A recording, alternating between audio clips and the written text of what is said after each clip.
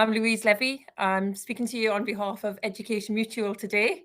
We'll let everyone get comfortable and settled in. I appreciate it's just after 2. We're waiting for last minute joiners to be able to arrive. So I hope you can all hear and everything's set up nicely with the IT. Because ever since COVID, I'm still on mute. We can't hear, the camera's not working. So I hope everything's okay for everyone. So thank you for joining us today. Welcome.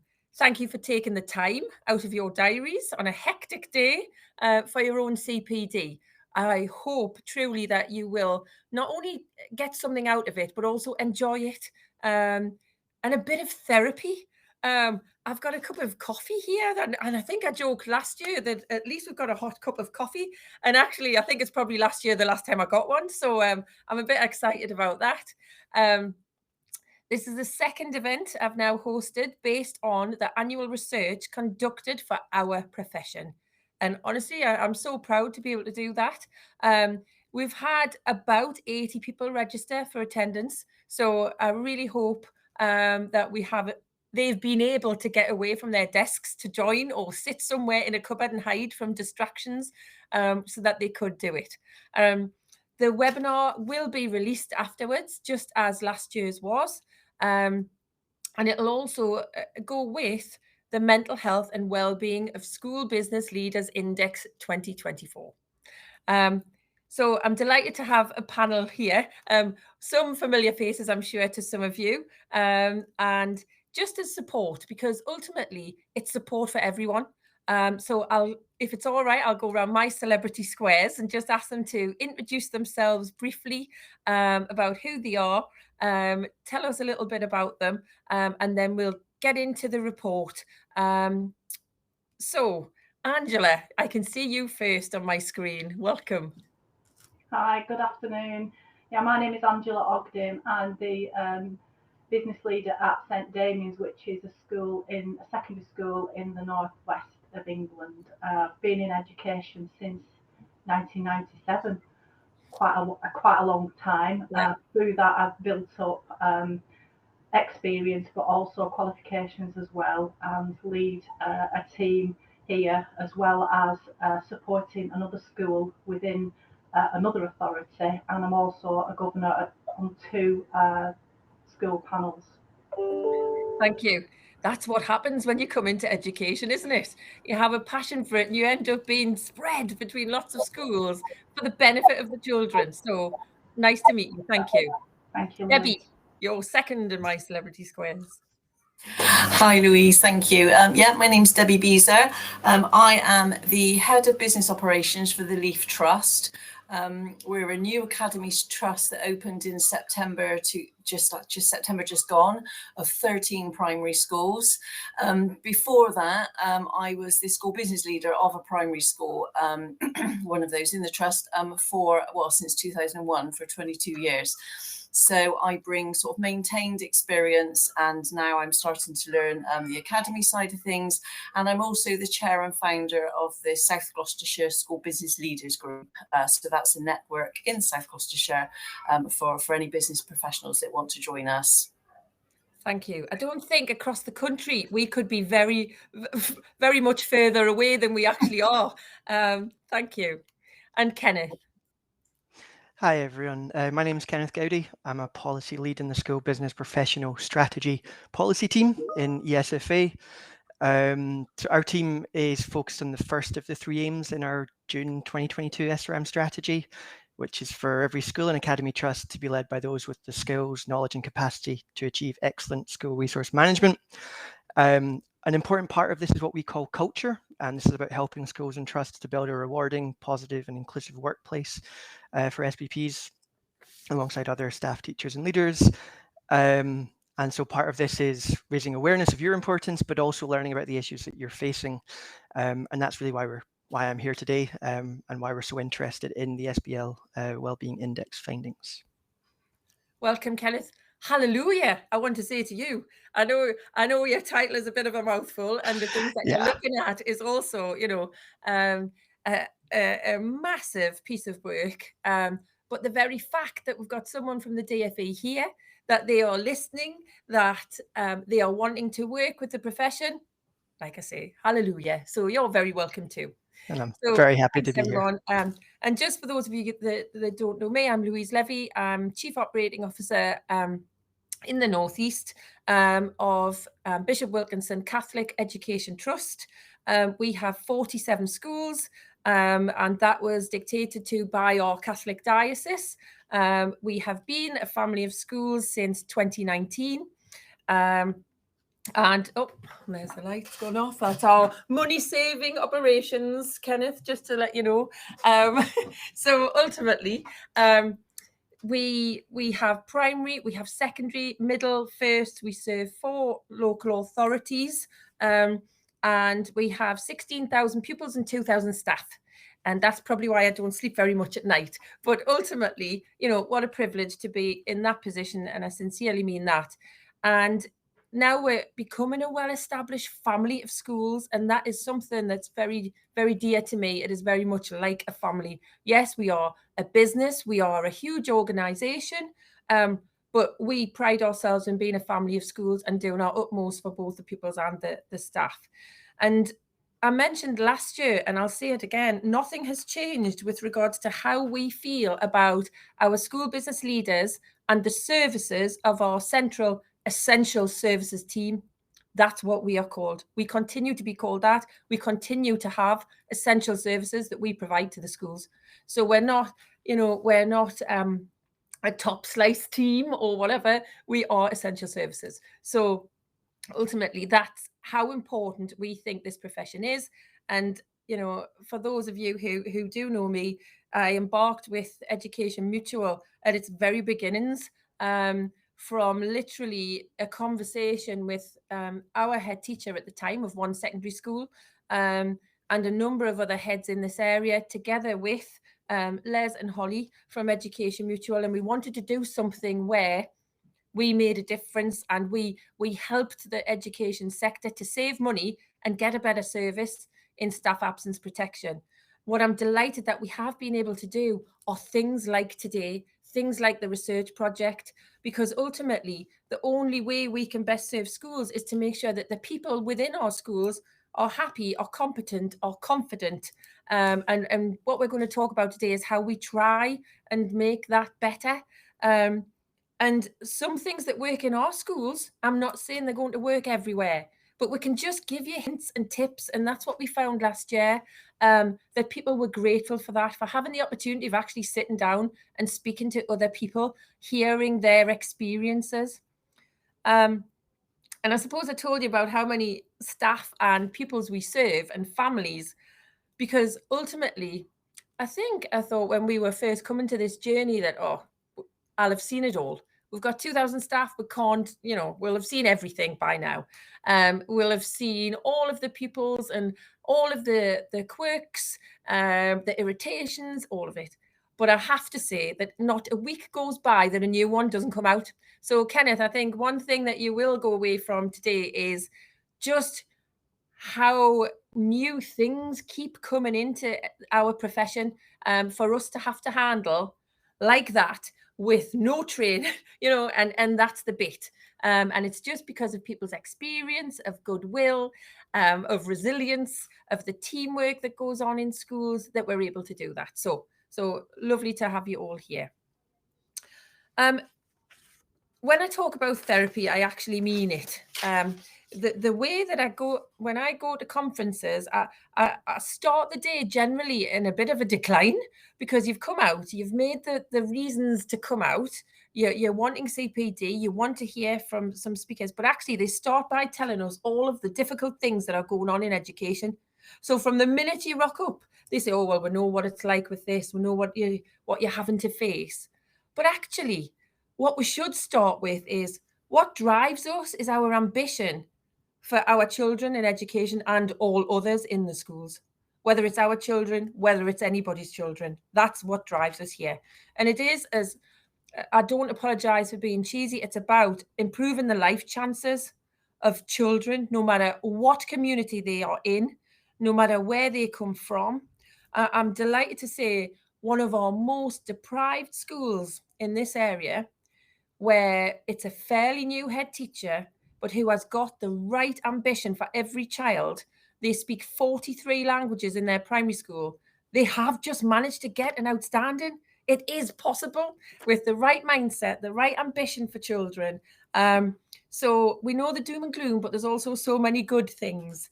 We care. Our profession absolutely cares about the children and the staff that we work with. Where literally the schools are pillars of community, because some communities have nothing else other than the schools. So it really is a privilege. Everyone's keen to work in education, in that they can say, oh, I work in the education sector, you know, and that's massive. It is a massive privilege for that. It's not dull, as I've mentioned, and it's always changing.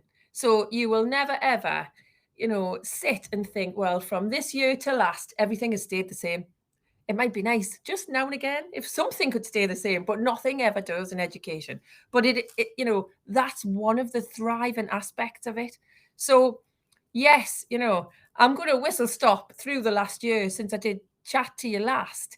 And just that then might help us to understand why certain results have come out in the report.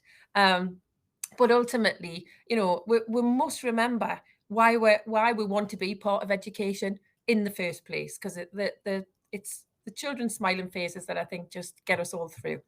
So yes, changing landscape for business leaders. There's both opportunities because of different trusts evolving. Debbie mentioning that yours are just now established in September. You know, so there's lots of opportunities there. Whilst it may be different ways of working, nobody's saying it's worse ways of working. The government challenges and funding cuts. Kenneth, I'm not going to look at you when I say that. Workforce recruitment challenges. We know that it's difficult, but there are so many industries where it's difficult to recruit. I actually don't know where all the people have gone. And, you know, about retaining staff. I was on my way in today and I'm thinking, oh, right, I'm going to encourage my son to be a train driver. Apparently they get 65,000 for 4 days a week and they're all on strike. That's what was coming over on the radio. So, you know, we have to think about what we pay our education staff. Parental complaints, yes, they're reaching a new level and different ways of getting through. Ofsted inspections and the Panorama programme. I mean, my God, who wouldn't be affected by that Panorama programme? And whilst it was so right that they are looking at those little children sitting in gloves and hats and trying to work and look at handwriting, and the children are telling you how terrible it is, that's also the working conditions of our staff teams, you know, because ultimately people want to come somewhere nice to work. We're not saying it's got to have bells and whistles, but, you know, let's not have raw sewage in the corridors. So ultimately that has an impact on our staff as well.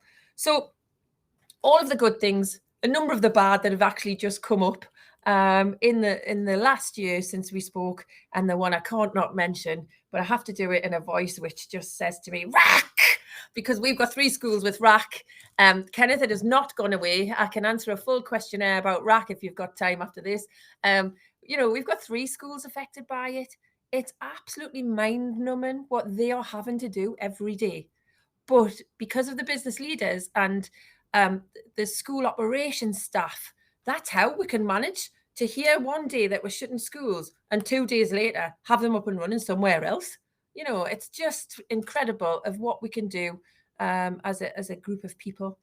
So just that's the background. That's how I feel about life at the moment. And then hopefully you'll hear how a lot of colleagues actually feel about life. And we will obviously get the panel and their input just to talk a little bit about things too. So I just thought I would give a brief, just draw on highlights so it brings it to life. So in 2023, 22-23, that year, the report that came out, the index said the biggest causes of stress for business leaders and concerns were workload, understanding of the role, and lack of resources and funding in the sector. Now, the 3 key elements that I've compared them to in this year's report, and whilst the top is still top, 82% of business leaders have said that excessive workload is their main driver of causes of stress and anxiety. Funding comes second, and we'll go into the reasons around it. But then a new entry is problems with staffing. Now, we can talk about what the reasons are behind that, and obviously we will. But I think it might be worth delving down into, what does excessive workload actually mean? So when they've looked at that, a lot of the school business leaders, there were 514 responses. And then there were a further selection of phone interviews from 12th of October last year until the 6th of November. So that's when the responses were gathered.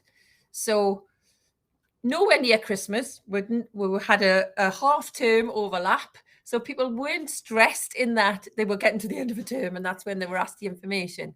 But ultimately, 2/3 of the staff who responded were primary. Now, I'm thrilled that we've got Angela online, because ultimately a lot of the responses were actually from the Northwest, which I thought was interesting when we're looking at geographical split. But we were looking at excessive workload. Now, for me, as a school leader, I would want to delve down with the business leaders and look at what exactly made them think it was excessive. They may well be right. But is it that things have changed? Is it that they're still trying to do all the things they used to, and they've now got things on top of that to do? Maybe because of the change in landscape in education. Or is it just the fact that compared to the hours they used to do, that's changed? So I think I would like to delve a bit more into that and look at the excessive workload and just see what is causing it. And Kenneth, you might get a lot of information around that as well, from the DFE perspective in your research. But I don't know, Debbie, I'll throw it open to you first. When we hear the term excessive workload, have you had any of the business leaders in your trust actually talking about that to you? I think for us as a trust, we're very new. There is a change, there's been a lot of change management for them because we're using different systems, and lots of things feel quite new. So that's been really important to me to make sure that there is proper support across there for them. I'm sure they are feeling the pressure on that. I know that they do. We work together really closely. We have development days every term. We've split them into 2 hubs, so they've got hubs to work with. But definitely going from an academy, from a maintained setting into an academy setting does change things, and I'm not sure if the workload is excessive or it's just different. So something that you would do really quickly suddenly becomes it takes longer to do because it's not second nature to you, but as we're becoming more established with those processes, then it hopefully, we've purposely tried to choose systems that will alleviate workload and not add to it. Yeah. But there are different things and different expectations of you as in an academy setting that are different from a maintained. My colleagues that still work in the maintained sector, which I see through my school business leaders group, are very much affected in my area due to changes in the local authority, and the services that they're providing, that they are stopping those services. Last year in October, they were told they could no longer provide catering. So they all had to, well, not all of them, some of them already had gone that way, but there were still lots of schools that had to go and find a catering provider. They've now been told HR is no longer going to be provided. They don't know when that's going to be. They don't know if it's April or September, but that's thrown a whole load of anxiety and stress. So I think it's about change, things that they're different, about understanding the change, working towards those changes and understanding them. But then I think that can make it feel excessive and anxious and worrying times for those as well, because they have to find a service perhaps which they've never really had to find before, and understanding what a HR service looks like when you've always just bought into it from the local authority. It's probably something, oh gosh, I don't even know if I know what I'm asking for. So I think there's those added pressures that I'm seeing from local authorities that are perhaps not being able to provide what they used to provide either. Okay. Thank you. I probably should have said at the beginning, if anyone's got any questions that they want to ask, there is a chat facility there. We'll try and get to them as we go through, but please feel free, or if there's something that you want answering after the event, then you're more than welcome to get in touch with any of us. Okay, thank you. Angela, could I ask you, with regards to excessive workload, do you think it's something along the lines of changing workload, or the fact that there is just more and more being given to business leaders? It's a combination of both. I agree with Debbie. It is about the changing landscape, particularly with academisation, but also with different aspects of initiatives that come on board. What you find is the longer that you're in the role, the more workload you get, but nothing is dropping off at the side. You're not really losing anything. You're just continuing with that workload. And I think the more you get into a routine, the more that you do tend to take on board, particularly with the recruitment. It's not just in teaching, it is support staff as well. So you do tend to take on more jobs, or there are less support staff to spread out the workload. And I think that is quite key in a lot of schools. But I do feel, particularly in my role, that it is the staff and the staff time that you're now taken up with, staff coming into you for different reasons.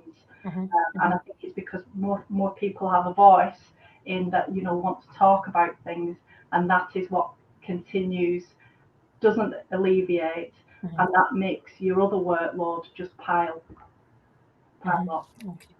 Okay, thank you. I think, when we link that to the mental health and wellbeing report index, I think we're keen for people to talk about it, because otherwise they might say nothing and leave, and then that generates the whole cycle of recruitment and retention again, doesn't it? So ideally we want them to talk. We want them to talk to business leaders, because again, I think business leaders are the practical, objective, emotionally intelligent people in the school. And I can't say that out loud. And we're all friends on here. But ultimately, it is that common sense approach that I think everyone in school gets from a school business leader. Now, where there's the fine line is where you have to you're not a buffer. You're not going to solve everyone's problems. And I think everyone has to have an acceptance of that. But what you can do is signpost. And I mean that very much. And it's something that I'm not saying we're the finished article, because we're not. I don't want to get to the stage where people are having to come to us to tell us they're not happy. Yes, there'll always be some, but I want that to be few and far between. I want us to be able, as a trust, to be able to spot that more quickly, to nip the little irritations in the bud, because then if you can do that, that's then what changes the culture of the school. So, ideally they will come to the business leader, because the more that you're actually getting that through, you will then pick up trends, pick up if it's individuals, if there's certain departments that's affected, and you'll be able to collate that information. But I mean it when I say you're not there to solve everyone's problems. You can't physically. So you can't take that burden on your own shoulders either. So when we talk about culture, it is those small changes. And it's, ideally as a school business leader, you're senior enough in your own schools, whatever level you are, to be able to mirror the behavior that you would want everyone else to follow. Now, I'm not saying we're perfect either, and I'm certainly not saying I've got a halo all of the time, but, in general, you want them to follow your behavior. So if when they come to see you, you're a mood hoover, or you're, oh, yes, that's terrible, isn't it? Terrible. I'm not saying you can't sympathize, empathize, all of that. But while we're not going to solve everyone's problems, we've got to positively deal with it. And whether that is referring elsewhere if we need to, making sure that people are aware of the help and support that is there. And whether that's through Education Mutual, great, so that it doesn't spiral out of control. And I think that's the key. We've got to try and get in earlier and spot these problems. And I know we talk about, you know, we've had people attend the mental health first aid courses, but do I expect everyone to go to those mental health first aiders with their problems? No, I don't. But it actually shows a willingness on behalf of the business to have people trained and listen. I actually had a senior leader last week. We had an issue with an allegation being made against a member of staff. Now, obviously, a member of staff is distraught. Now, we're not saying whether or not at this stage we believe any of the allegation. There'll be a full investigation, as you would imagine.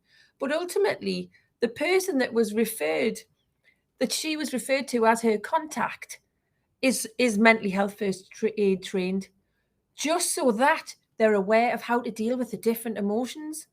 Because if not, then you're giving somebody else that really responsible post without making sure that they're equipped with how to deal with it. And I think that was just the sort of message I wanted to say, that we need to make sure that whoever we give those issues to are equipped and trained in how to deal with anything like that. So when we're talking about excessive workload, you know, it's one thing to have the report generated to tell us how people are feeling and then do nothing about it. So I think what I'm keen to do as part of Education Mutual is come up with ideas, suggestions as to how we can deal with the results in this report. What can we do to help the profession? Because for me, it's pointless knowing that 82% of people who filled in that response are having an issue with workload if we don't do something about that.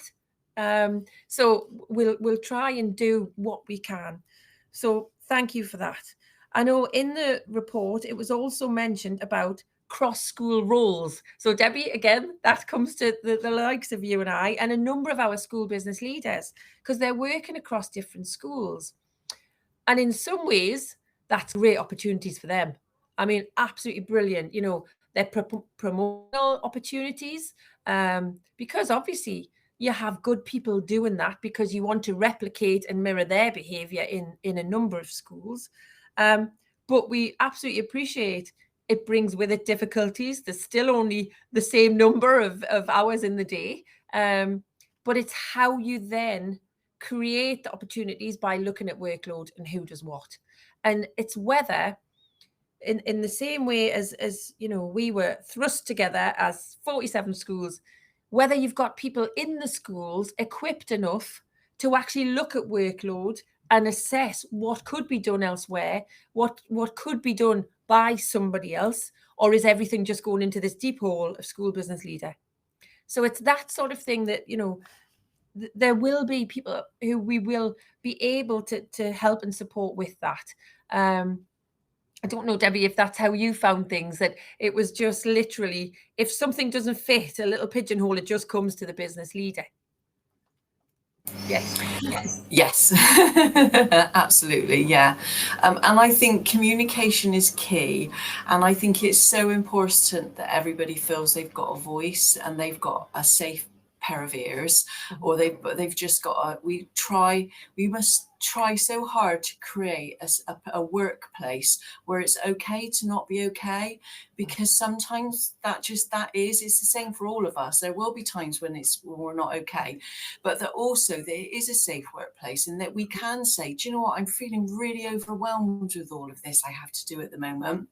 And they're not feeling in isolation, and that there are some kind of team meetings and peer-to-peer support or coaching or mentoring or opportunities like that within your organisation, where your colleagues and your staff are regularly able to talk about how they're feeling and what they're facing with, so that you can help them, or you can share, or you can just talk about it together to be able to find solutions to that. Because, you know, the excess work is probably never going to go away, but it's how we deal with it and how we help people deal with that.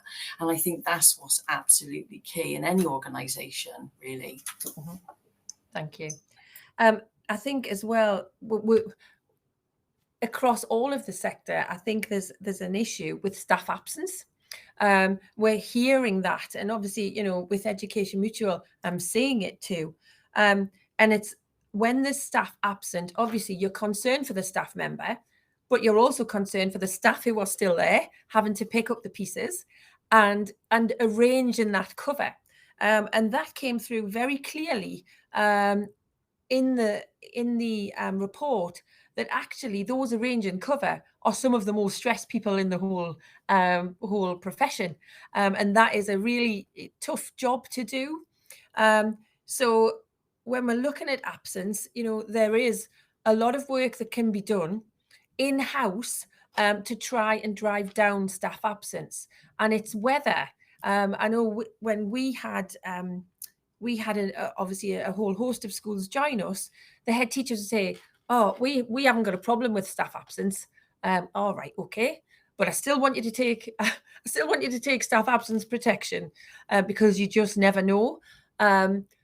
And the way that it worked out was probably the head teachers who said to me they didn't have an issue with staff absence were the ones who actually did.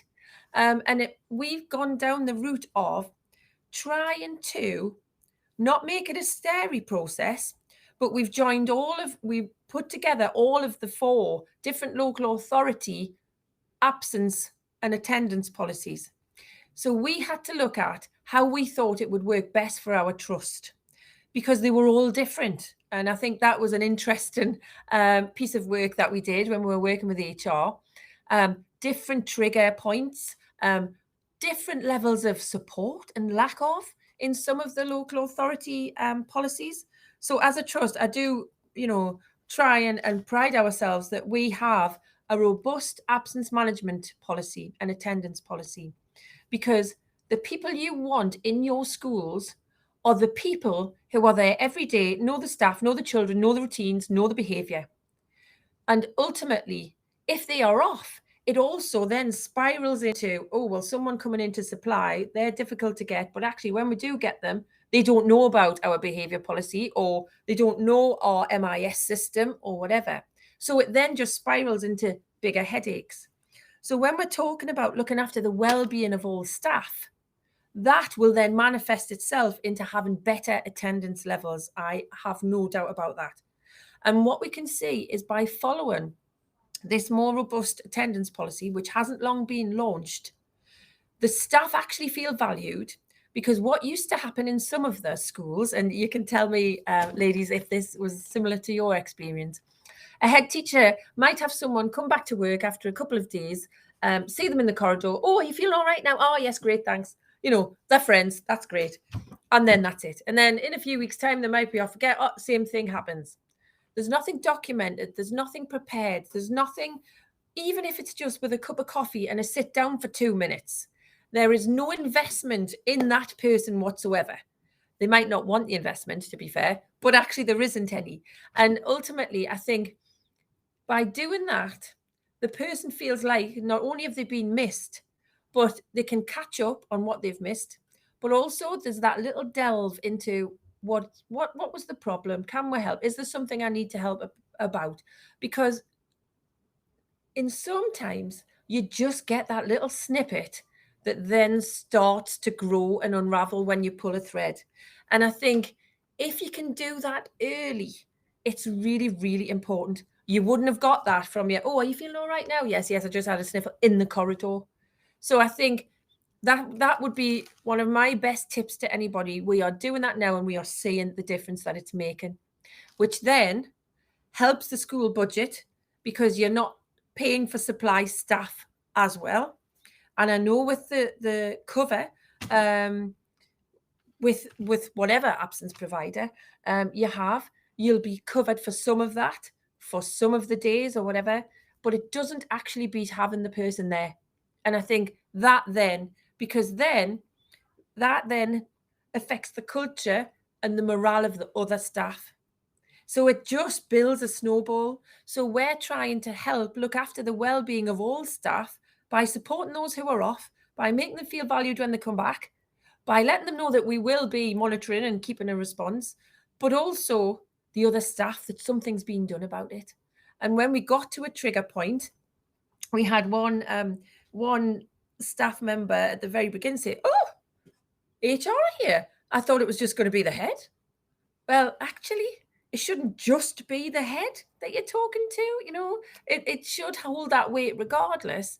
But also, what help, if you've hit a trigger point, what help can we provide perhaps from an HR perspective or your staff absence cover? So it's all of that we're trying to do, which hopefully will also start changing the culture in some of the schools where it was necessary. And then that impacts the finances, which allows you to have more resources. So that's a tactic we're taking. I don't know, Angela, if that sort of rings true with you. Yes, absolutely, it does. Previously, we were in special measures, and at that time, we did have quite a lot of staff absence for lots of varieties of reasons. And similarly to you, we looked at the absence policy and applied it consistently with equality to everyone, transparent that this is what we were doing, but we treated everybody as an individual and with care and with emotional intelligence, because it is about the people. We are a family, and we wanted to treat people as a family and try and support them. It took a couple of years to get through, but like you say, in terms of the budget, that improved, because then the staff absences were less. We didn't have to have as many supplying and other varieties of costs that come associated with people being off. But it is about having the time to talk to people and making them feel valued and that they're being listened to. And sometimes if they are, if they're overworked or whatever, you're listening to them and trying to come up with a solution. It's not maybe for their workload, but it could be something at home. It's about signposting, like you say. And yes, we have had that in the past. And that's what we're now looking at with the other school that we're working with. And it is all about that, because when we're looking at lack of work-life balance, excessive long hours, from a school business leader point of view, if you haven't got your full staff complement or whatever in place, because they're absent, well, that will just then compound and make things worse. I totally understand that, staffing issues also occur when people are off. So that's why we're just trying our utmost. There is always going to be the genuine absences. Of course there is.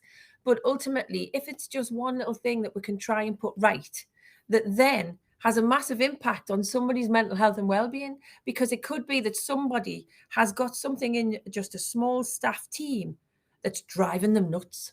And if we don't put the time in to actually speak to them about that, because a number of the business leaders actually said, and this could resonate across the school, that they feel taken for granted, that they don't feel listened to, they're not communicated with.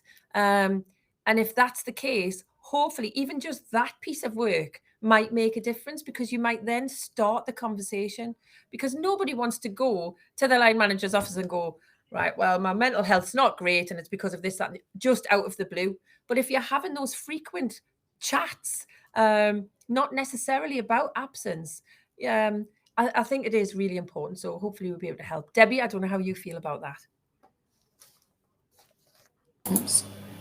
Yeah, I completely agree. Communication is key. I agree with what you said, that we've had conversations with people and found out things about them that we didn't even know. Yes. And it's played a really important part on how we can help and support them in their job role, because they've obviously felt safe enough to talk to you about it in that setting, because you have given them the time. You're not in an open corridor walking down, you are sat, behind a door where they feel that they can sit and talk to you and explain, and you can work with them then, and it certainly helps you understand any support that they may need. And like Angela said, it's all about making your staff feel valued, isn't it? When staff feel valued and they feel listened to, I think that's just so important in any job, really. So many people leave for those reasons alone, don't they? Yeah. So I think that's key. Yeah. And I think as well, the things that come from it. So part of the report shows that workload's affected because people are trying to manage absence administration. And so it's not just arranging the cover at short notice at 7:30.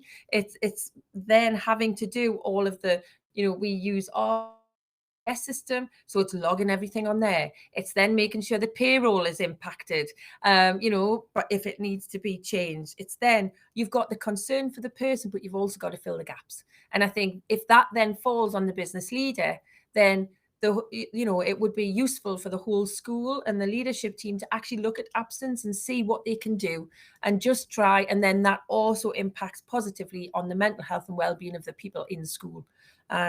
So thank you for that.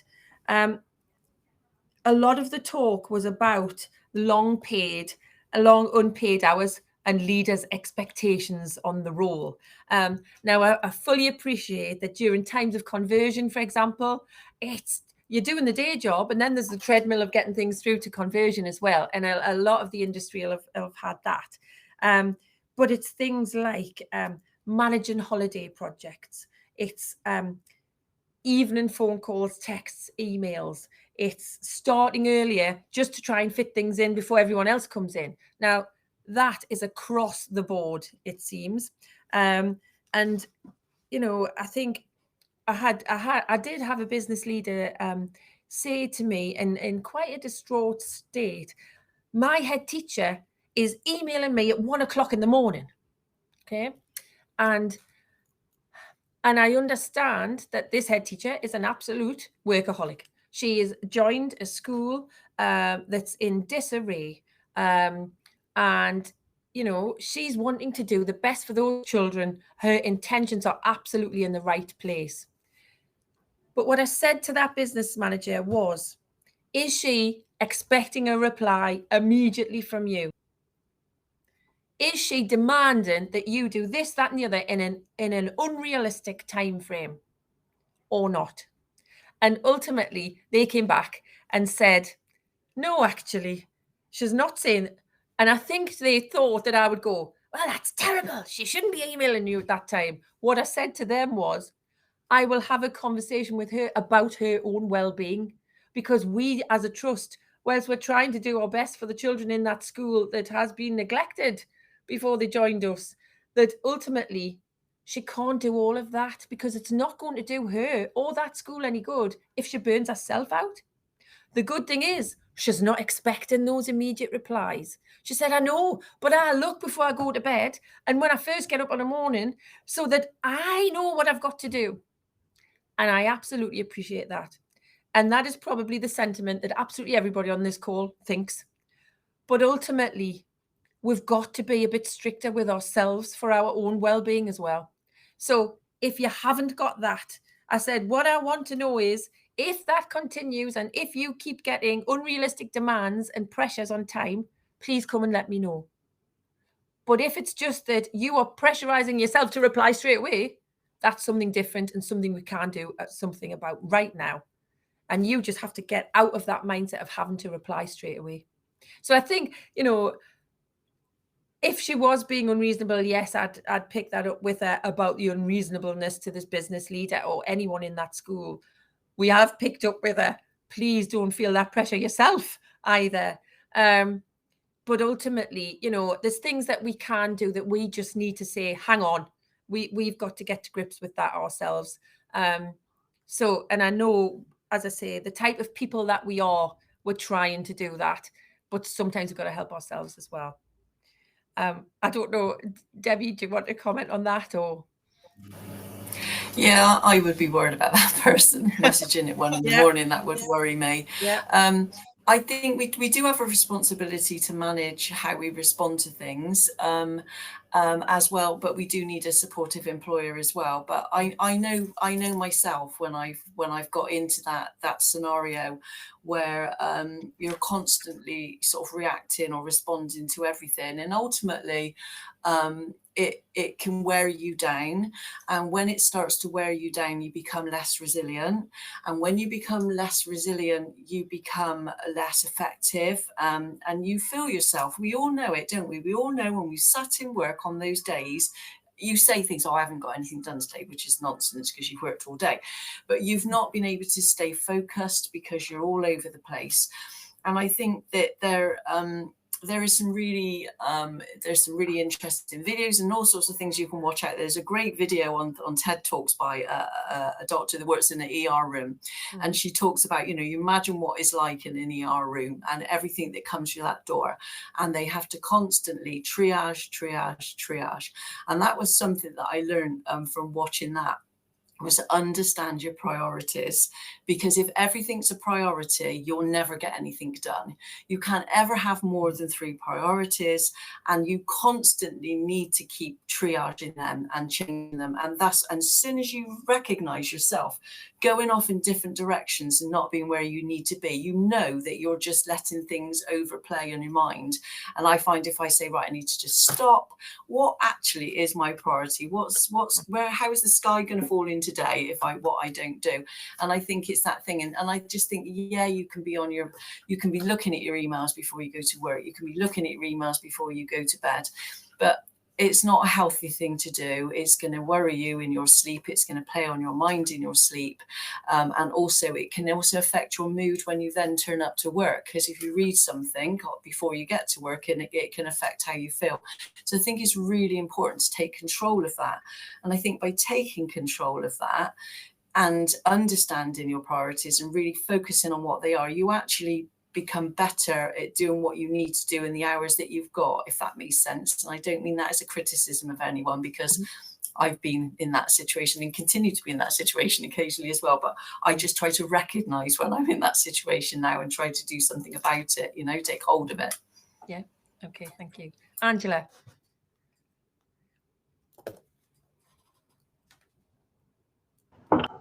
Sorry, that was my telephone just going. Stop it. Yeah, that is a really valid point, that, Debbie. I completely agree with that. And I do feel sometimes that, I recognise it in myself, and I think with experience, I've been able to prioritise things, but it is only experience. And I think what I tend to do now is help staff to try and develop a little bit of that. And yes, in terms of the head teacher or any senior leader emailing you later at night, what does concern me sometimes, and it's only very infrequently, but when it does happen, is when a member of staff, like a teacher member of staff or a support member of staff, emails you and that there is something wrong. You know, it's about how, I suppose it's a judgment call at that particular time, whether you respond and how you respond if there's a particular issue. And I think that's what's developed when you make yourself open and welcoming to people to talk at any time. I think we take that literally, and it is at any time. So you are making yourself more open to communication during the evening and everything. So it is very valid about the pressures coming from the top, but also it's about other areas, and it is about prioritising. I understand that, but when you've got a passion as well, sometimes that itself is your own driver, and it's also a negative. Yeah. So I think everyone on the call will be able to resonate with that. Thank you. I think the good thing that it has also come out of the report is that so many schools now actually provide the mental health and wellbeing support and signpost. I think part of the issue that I could see in it is that it's still not greatly well used. And when it is used, it's when it's at a really serious stage. So I think that goes back to working with the staff absence and looking at how we can prevent people getting that to that stage where they're desperate and they need something. Yes, you'll always have emergency situations, but ultimately it's, can we introduce the services and the wellbeing services earlier, perhaps, as preventative measures, so that we can do that. And obviously, if you do have your HR teams who are able to make these referrals and help and support, then that's brilliant. So ultimately the services are there, which is great. We just need to make sure that people are more aware of them. Hi, question for Kenneth has come up in the chat. I hope you don't mind, Kenneth. Aware that the DfE conducted their own research into the SBP community. And in Education Mutual's report, 82% said excessive workload impacts their mental health, which, as I said, is a huge rise. Is this factor quite high in the DFE's research too? So we asked questions around well-being in the 2023 SPP survey. So there were, I think it was 6 statements related to respondent well-being. These were around whether the school or trust provides access to support schemes, whether the job affects physical health or mental health, whether there's enough time for personal life, and also whether you experience stress in work. So it wasn't specifically about the workload question, but we did find that 27% of our respondents said that the job was negatively affecting their mental health, 23% saying it was affecting their physical health, 36% saying they didn't have enough time for a personal life, and 61% saying that they experienced stress in their work. We did find that 79%, which I think is comparable to the Education Mutual findings, said that they did have access to the support schemes, which we found quite gratifying to see that there is that high access there.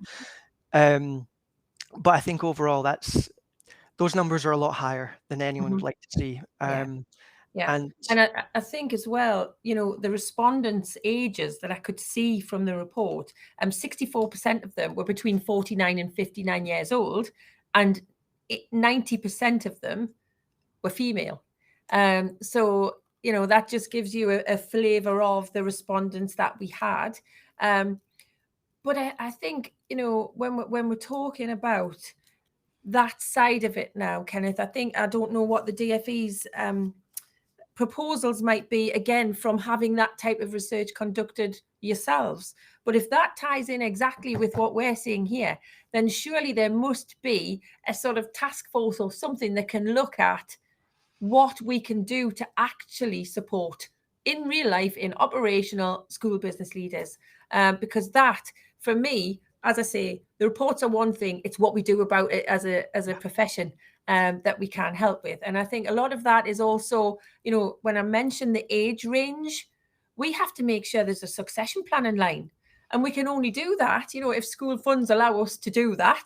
And if the right leadership is in place, you know, we've got school business apprentices. We're doing all sorts that we can to try and succession plan so that the pressure doesn't come on just a particular cross section of people in the school business leader post.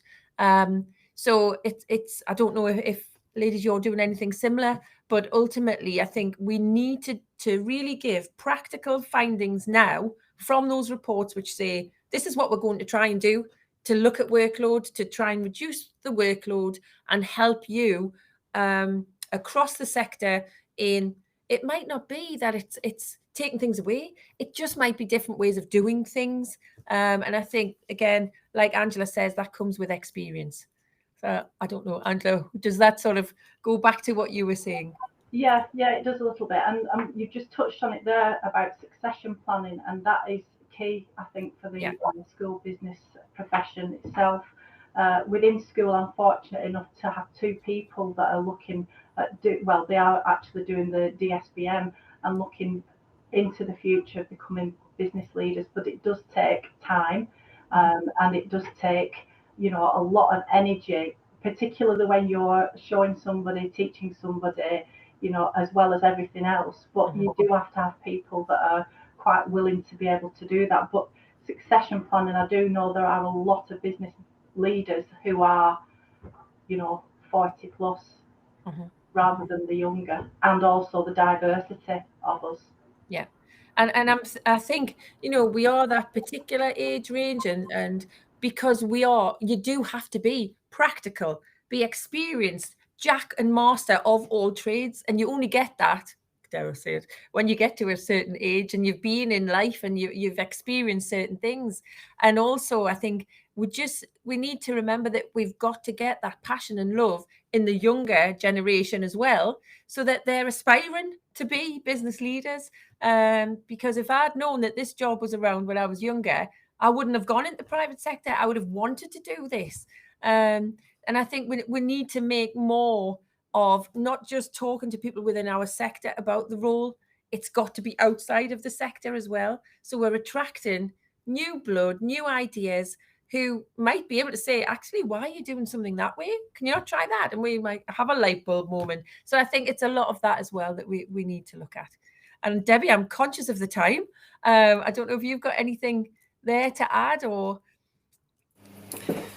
Yeah, we're trying to look at the same things. You know, I think it's about looking at the whole picture, isn't it? You know, we are school business professionals, but we have a team of professionals around, or a team of staff and professionals around us as well. And how are we all working? You know, are there opportunities within our teams to help us more?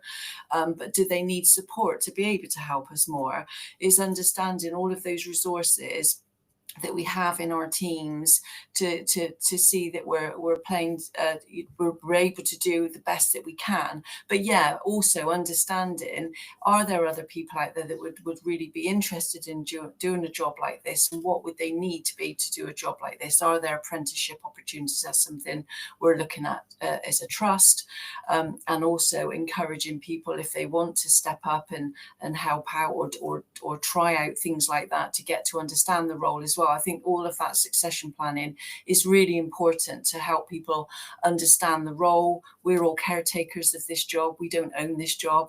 And it's really important that the job, I feel, the job that I leave is a job that somebody would really want, you know. So I feel it's very much down to me to make that the best job that it can absolutely be. And that the teams that I work around me, that they're really happy in their jobs and is the best job that they want it to be. So yeah, I think it's really important that we focus on that and do everything that we can to try and, yeah, we want people coming out of university saying, I want to be a school business leader, you know. Yeah. You know. There's a question. Yeah. I'll just do the last question that's come in before we close, if that's okay. Is it right that we put students first? When my children were at school, I don't think I expected that they would be more important than staff well-being. Surely join first.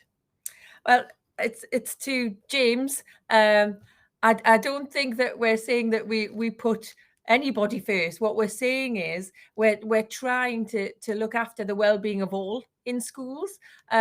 And if you have well staff who are there all of the time, or as much of the time they can possibly be, that will then help the well-being of the children.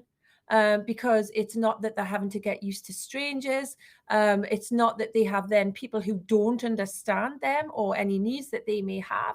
And I think it's quite well catered for, that, you know, Senkos and staff look out for if children aren't quite themselves, or if they have any mental health needs. So I think if we've got our staff who are well and all encompassing, I suppose, it'll follow that the children will also be well supported and looked after, or I would hope it absolutely would.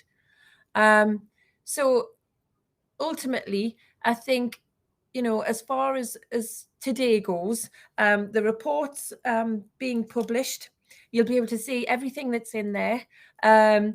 I think, as I say, the key for me is we've done that. We're really keen to listen, to hear, and then to move forward. What can we do to help? So thank you to the panel. Really appreciate it. Thank you for those who've joined us. There's all sorts. I think you've seen that we're so passionate about the profession. When I knew it was an hour, I was thinking, oh, right, okay. I think we could talk for another hour, and I'm sorry about that. It's not just that we like talking. We like talking about this profession and what we can do to help everyone in it. So thank you for that. If we need to do another one, I'm sure we can. But thank you for your involvement. Thanks to everyone. I hope it has helped. And we'll look forward to helping to do something about the results. So thank you. Bye-bye.